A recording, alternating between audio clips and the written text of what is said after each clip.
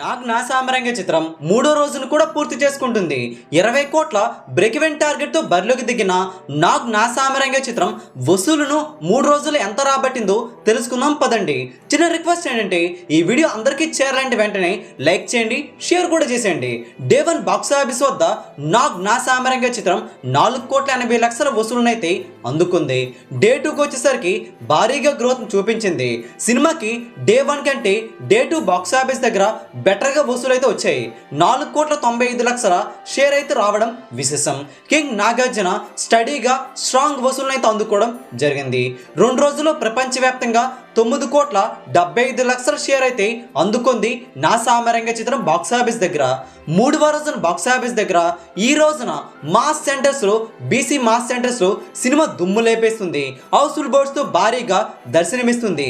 Day 5 అక్షరాల 4.5 కోట్ల వరకు షేర్ అయితే కన్ఫర్మ్ కాగా ఈ లెక్క పెరిగే ఛాన్స్ కూడా ఉందని చెబుతున్నారు. మొదట 4 కోట్ల వరకు వసూలు అందుకుంటే గొప్ప అనుకుంటే ఈ రోజు కూడా భారీగా గ్రోత్ చూపిస్తుంది నా సామరంగ చిత్రం. టికెట్స్ కూడా కొన్ని ఏరియాల్లో దొరకడం లేదు.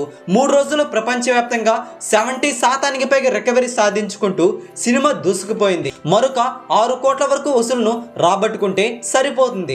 మరి ఈ సినిమా ఎన్ని కోట్ల లాభాలను అందుకుంటుందో మీరు కూడా కింద కామెంట్ చేయండి. ఈ వీడియో అందరికీ తెలిసేలా లైక్ చేయండి, షేర్ చేయండి. లేటెస్ట్ బాక్స్ ఆఫీస్ అప్డేట్స్ కోసం మన తెలుగు సినీ స్టార్ ఛానల్ని సబ్స్క్రైబ్ చేసుకోండి.